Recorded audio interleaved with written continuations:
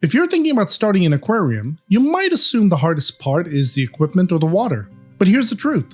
The real challenge is deciding which setup to choose. Fish only, shrimp only, or a community tank. The choice you make can completely change your experience.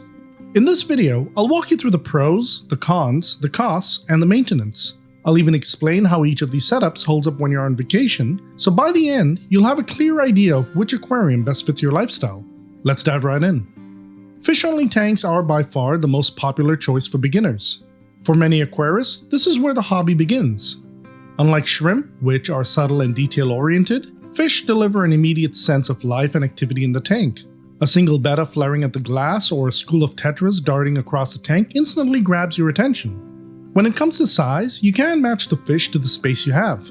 Nanofish like bettas, tetras, or rasboras thrive in smaller aquariums, while larger species like angelfish or gouramis need more room. If you're into bigger, showpiece fish like Oscars or discus, you'll want at least a 55-gallon tank or larger. The beauty of a fish-only setup is that you can scale it up or down depending on what interests you most. Fish tanks can range from very affordable to fairly expensive depending on the species you choose and the size of your setup. A simple betta tank can be done on a tight budget, while larger aquariums with angelfish, discus, or Oscars require stronger filters, heaters, and sometimes even custom stands. Ongoing costs include food, water conditioners, and replacement filter media. Smaller schooling fish are usually inexpensive, but larger or rarer species can add up quickly. Equipment is pretty standard across the board: a good filter, heater if you're keeping tropical fish, and decent lighting. That said, even standard equipment can get expensive if you go high-tech or choose better-known brands, so it's worth balancing your budget with your goals. Decorations and live plants are optional, though keep in mind some fish will happily nibble or even destroy plants, while others thrive in planted setups. Feeding is usually straightforward in a fish-only tank. Most fish do well on high-quality flakes or pellets, but adding frozen or live foods like brine shrimp or Daphnia can boost their color and bring out natural behaviors. The main thing is to avoid overfeeding, since leftover food quickly breaks down into waste and can crash your water quality. Maintenance is fairly simple. Weekly or bi-weekly water changes of 20% or more are enough, depending on the species and the size of fish you keep, along with routine filter cleaning depending on the type, whether you're running sponge filters, hang-on back filters, or canister filters. You'll also need to clean algae off the glass and occasionally trim plants if you have them. If you're going on vacation, you've got 3 options. Skip feeding for a few days, use an automatic feeder, or have someone check in.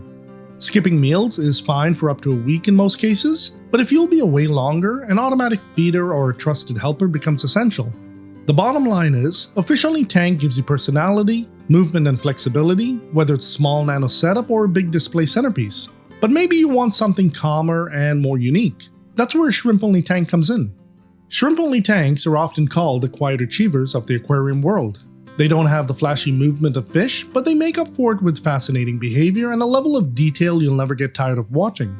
Imagine a cluster of tiny shrimp grazing together on a leaf, or filter-feeding shrimp fanning the water column for food.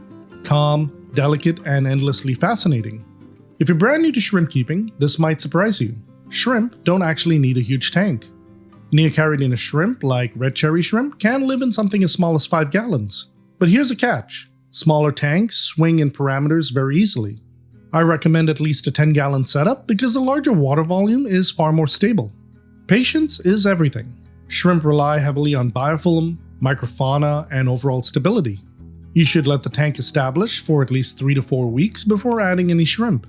If you add them too soon, you risk losing most of your colony to swings in water parameters or lack of food.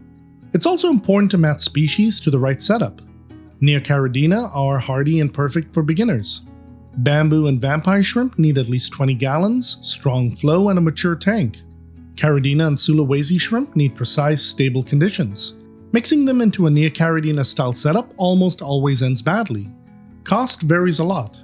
Higher grade and certain colored Neocaridina, like black rose shrimp, can cost more than your ordinary red cherry shrimp. Amano, bamboo, and vampire shrimp are pricier due to size. Caridina and Sulawesi can range from $10 to $30 each, with rarer types climbing past $200 per shrimp. Maintenance is light but precise. Weekly 10 to 20% water changes are helpful in newer setups, but in mature tanks, bi-weekly or less often works. Some shrimp keepers find that simply topping off their tank is enough. Stability is the key. Mulm, biofilm, detritus, and algae aren't dirt, they're food. Vacuuming should be minimal, and routine care usually means rinsing the sponges, plant trimming, and light algae scraping off the front glass while leaving the side panels alone. Vacation care is where shrimp tanks shine. A mature, planted setup with botanicals and snowflake pellets added can sustain shrimp for 1 to 2 weeks. Unlike fish, shrimp don't overeat and have a low bioload, so they don't really foul the water. So while shrimp-only tanks are budget-friendly, low-maintenance, and stable once established, they really reward patience. If you enjoy detail and want a calm, fascinating setup, shrimp-only tanks might just surprise you. But if you'd rather have variety, non-stop activity, and a tank that feels alive in every corner, then a community setup might be exactly what you're looking for.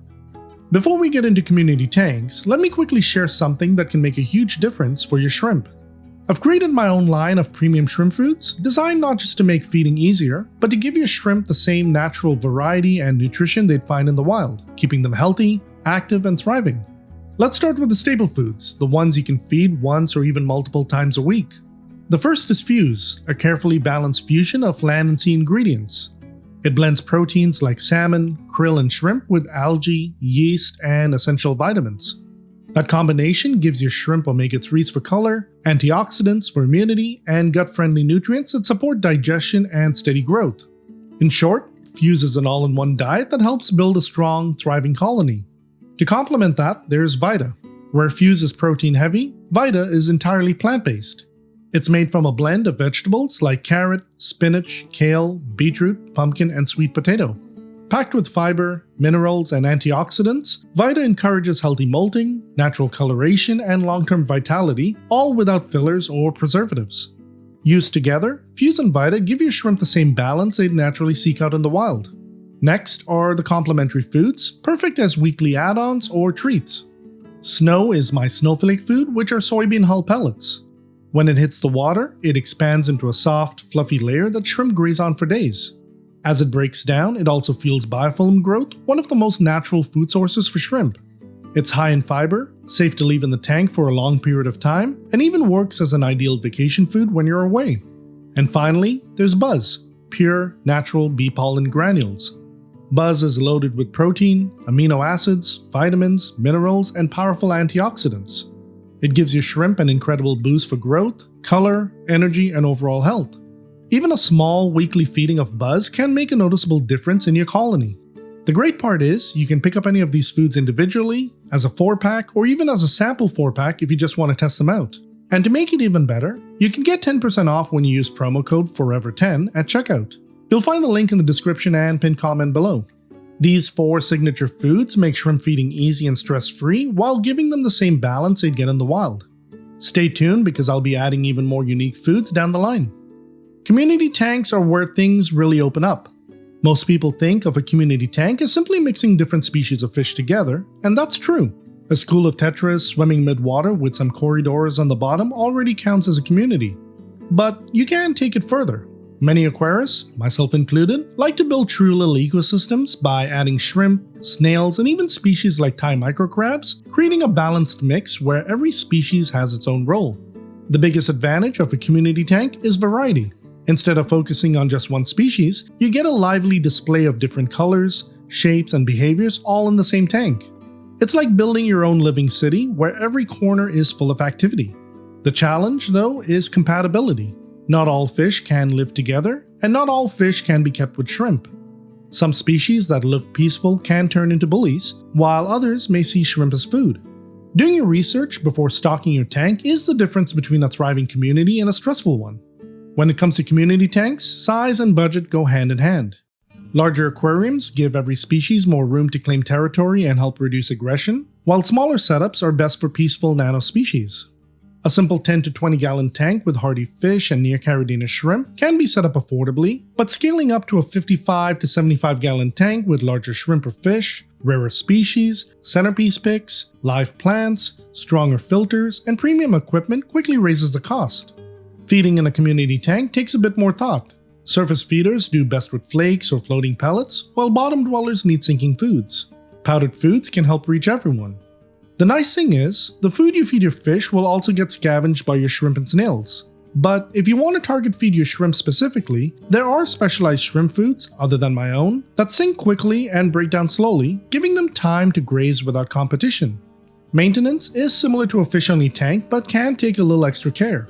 Weekly or bi-weekly water changes of about 20% are typical, along with scheduled filter cleaning depending on what you run, whether it's a sponge filter, hang-on back filter, or canister filter. Algae scraping and plant trimming often round out the routine. If you're going away on vacation, community tanks follow the same 3 options as fish-only setups. Skip feeding for a few days, use an auto feeder, or have someone check in. But with a community tank, I always recommend having someone you trust stop by. It gives you peace of mind and makes sure every species gets fed properly. At the end of the day, a community tank is like building your own little ecosystem. It takes more planning and care, but the payoff is huge. A lively, colorful display with non-stop activity. So to wrap things up, fish-only tanks give you tons of personality and flexibility, but need steady care. Shrimp-only tanks are budget-friendly and low maintenance, but they can be delicate. And community tanks take more work and planning, but reward you with variety, color, and non-stop activity. Now, I want to hear from you. What's your ideal setup? Would you rather keep a classic fish tank, a shrimp-only tank, or go all in with a full community tank? Let me know in the comments below. I really love community tanks, but as a shrimp keeper, I've also come across plenty of myths about the hobby. So if you want to build a thriving community tank or cut through the confusion and start shrimp keeping with confidence, check out the following videos. You'll find my full shrimp food collection linked in the description and pinned comment below. It's designed to make feeding simple and keep your colony thriving. And remember, it's not just about the equipment or the plants. The real key is choosing the right type of aquarium that best fits your lifestyle. I'm Andy, thanks for watching, and I'll catch you in the next one.